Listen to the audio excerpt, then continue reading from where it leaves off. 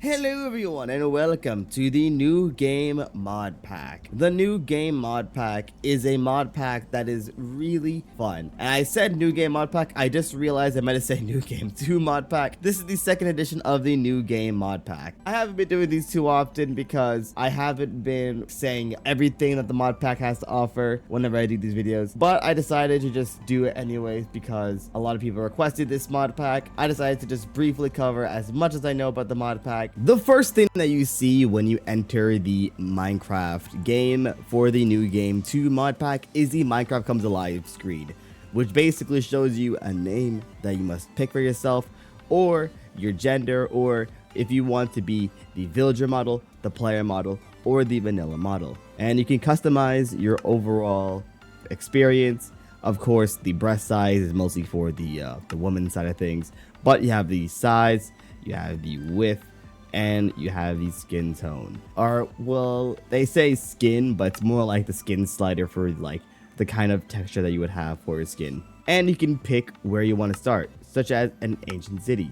And they'll give you like a little story, an overview, and basically now we're inside of an ancient city. And no, when I mean that we're starting an ancient city, I am not kidding.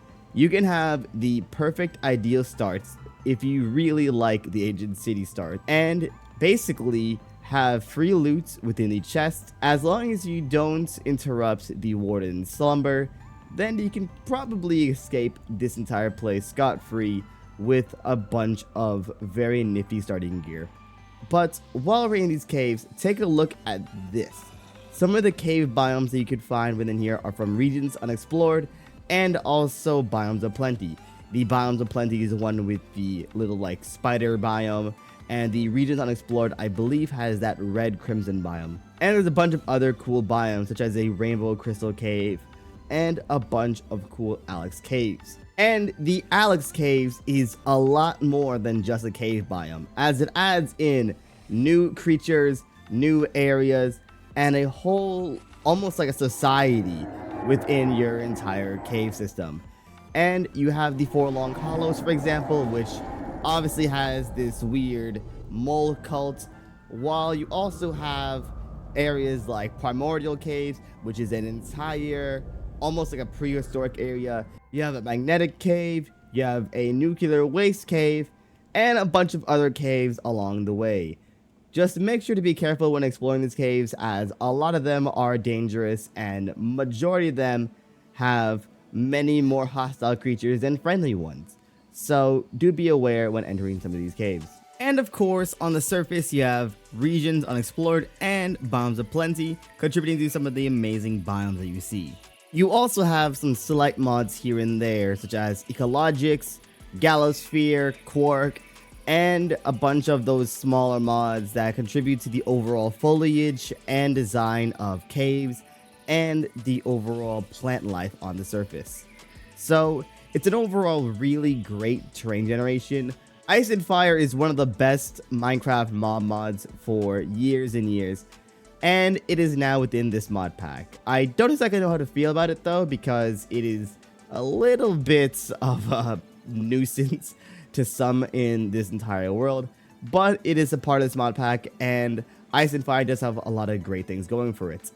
Along with Ice and Fire, you have Alex Mobs mod and a bunch of other mobs mod here and there to make the game feel very, very nice. So you have little critters like this, the Roadrunner, running around, while you have Amphithers, or whatever you pronounce it, and Deathworms roaming the land, along with, of course, the dragons.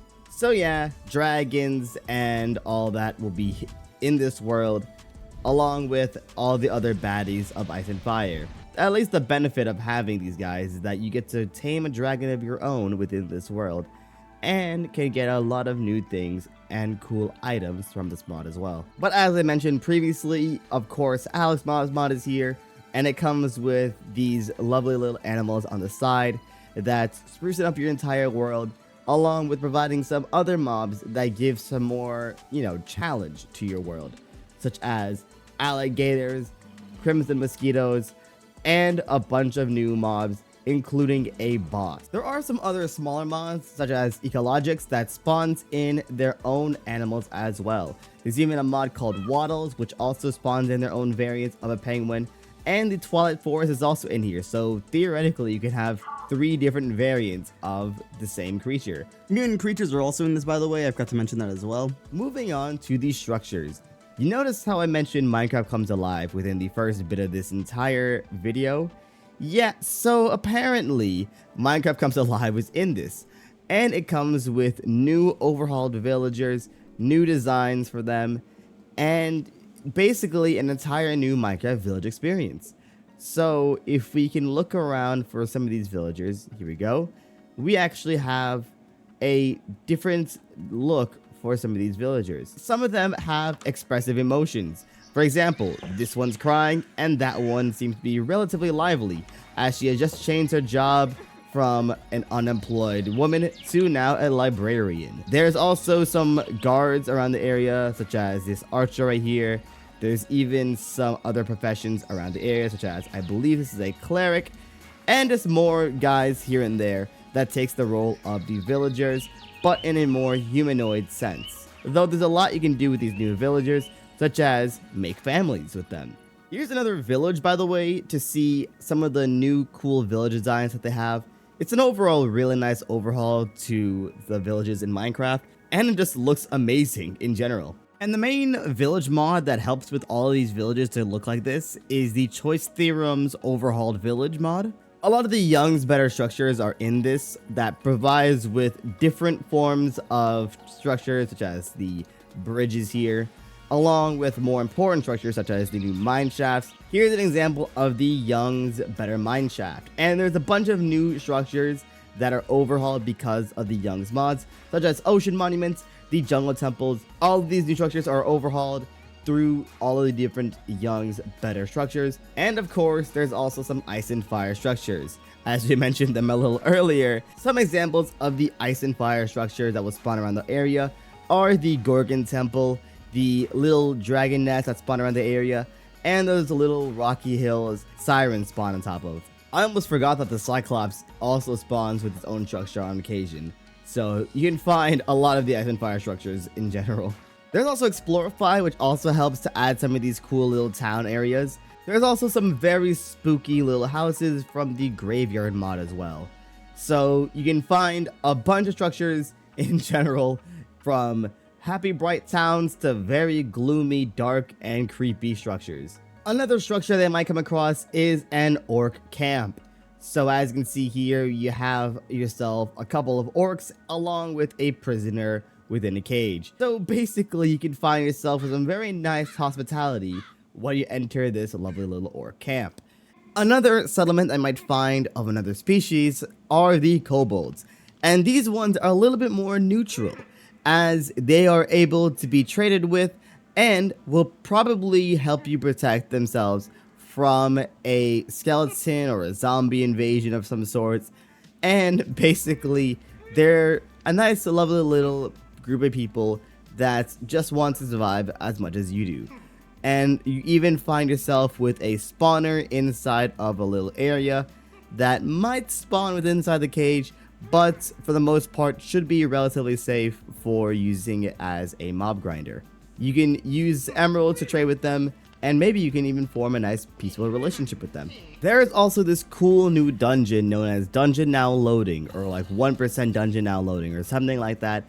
It's a really cool dungeon design where you have this like little cage in the middle here, you have a bunch of mobs, of course. It's like a nice little dungeon crawler. When you kill that little guy that's in the middle of the area, you get these spawner frames, spawner fragments, and spawner blade. And you basically turn this into the spawner frame, and then you make all these different recipes. Spawner blade is, you can make a spawner blade out of it. And then you can make some armor out of this, the spawner frame set, spawner leggings, spawner this, spawner that. Alright, now let's get into the more dimensional traveling aspect of it all. And we'll start off with the structure that we see in front of us, which is a blue skies dimension structure that will help you move on to the next dimensions. The gatekeeper will give you the ability to trade for a zeal lighter, and the zeal lighter will allow you to open up the portal gateway to the next dimension that is within their little shed or in the attic, depending on their structure. And when you enter the portal, you'll be taken to either the Ever Bright or the Ever Dawn dimensions.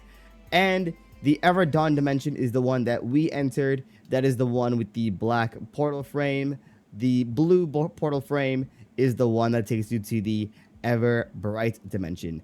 But as you can see, it is a very, very cool landscape with new mobs, new enemies, new encounters, and just an overall amazing looking dimension. And each dimension has 2 different bosses that you must fight in preferably a specific order, starting off with the one in the tower and then the one within the tree in terms of the Ever Dawn dimension. To be more specific, this is the Poison Dungeon, and in the Ever Bright, you have the Nature Dungeon. Here's a good look at the Nature Dungeon just to give you a good example as to what you should look within this dimension.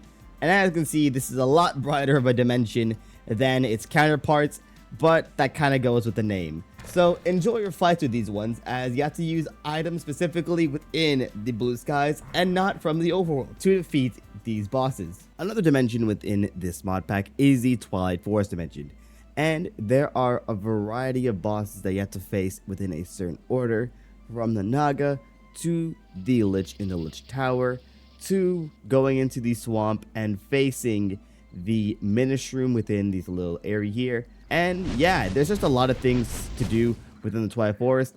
Unfortunately, a lot of people have already done this before, so like this isn't anything too new to a lot of people, but it's just there if people want to do it. This is the other side. If you kill the warden, it'll drop a warden's heart. Use the warden's heart to open up that portal that's inside the ancient city, and you can basically get to the other side. You're supposed to find these structures, and these structures will help you get some cool little items. You can also make yourself a warden set. It's a really difficult dimension in terms of the monsters and the fact that you do have to face the warden. And finally, last but not least, is the Aether dimension, and by far one of the prettiest dimensions that you'll see because of the overall just the beauty and atmosphere of it. It is an overall stunning dimension, and it is a dimension that has 3 different bosses, a whole lot of new enemies, a whole lot of new things to do, and there's a whole lot of like different sets and stuff that you can make using the Aether stuff. But in general, the Aether is a really pretty dimension, and by far one of the most nostalgic out of all the dimensions, if not the nostalgic dimension of all time.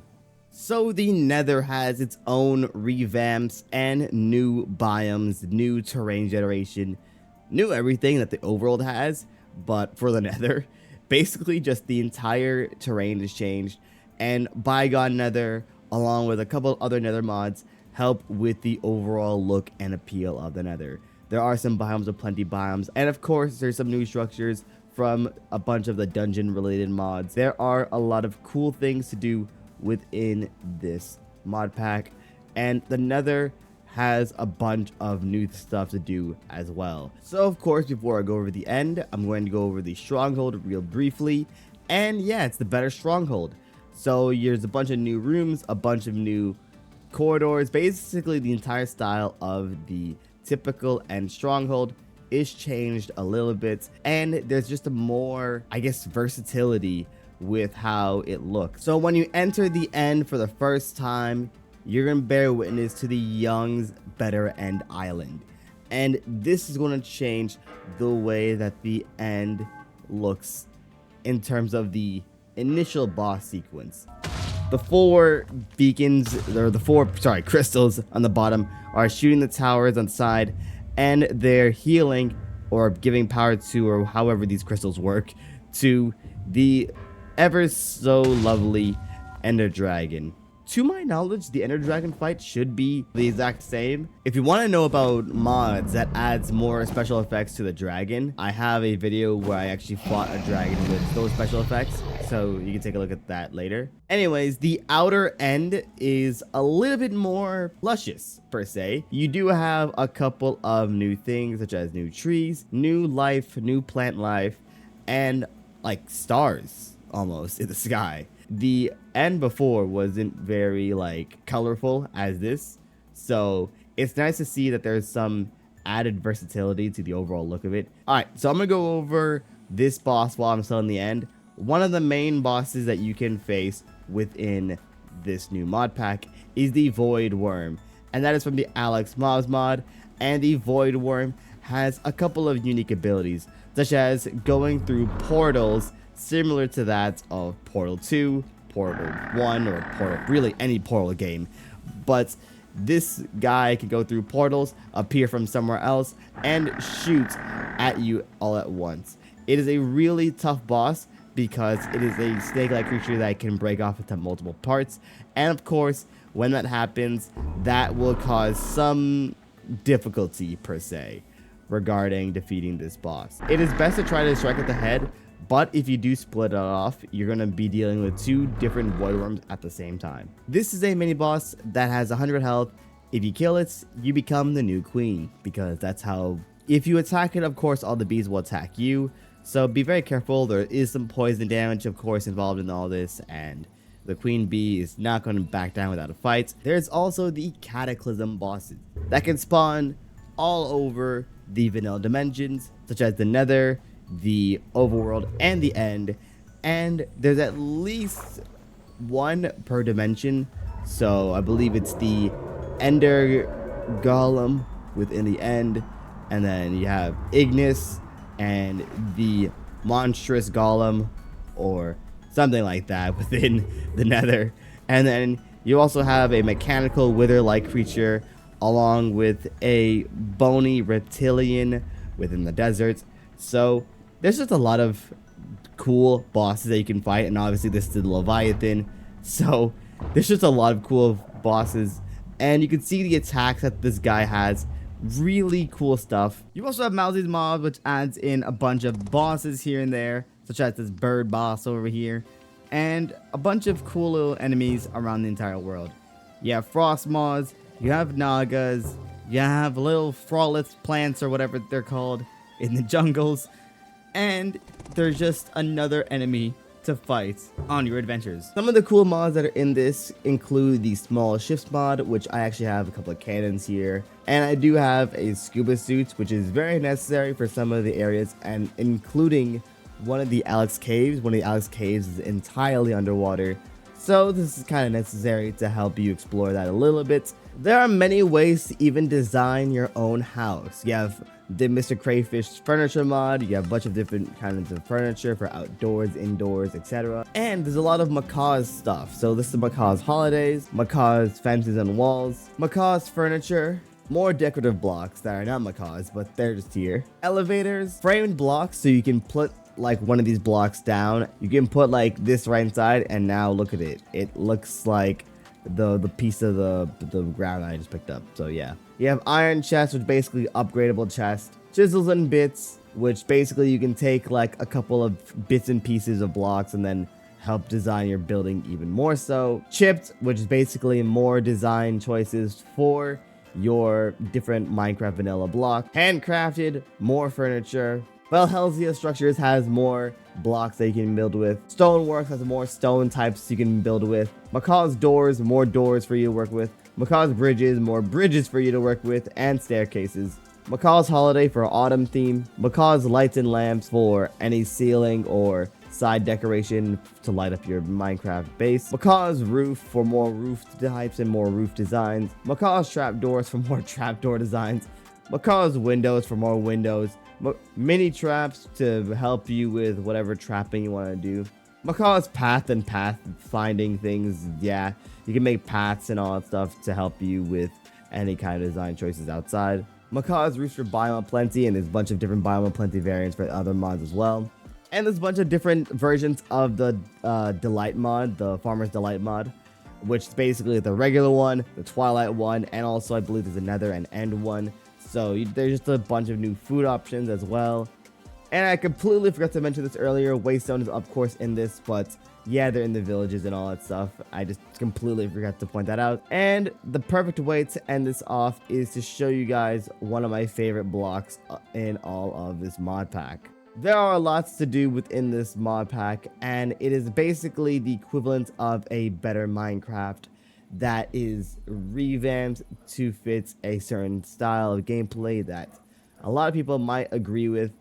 And I'm going to show you one of the most favorite things within a better Minecraft style mod pack, aka something that should be in Minecraft but isn't. It is the nuclear bomb.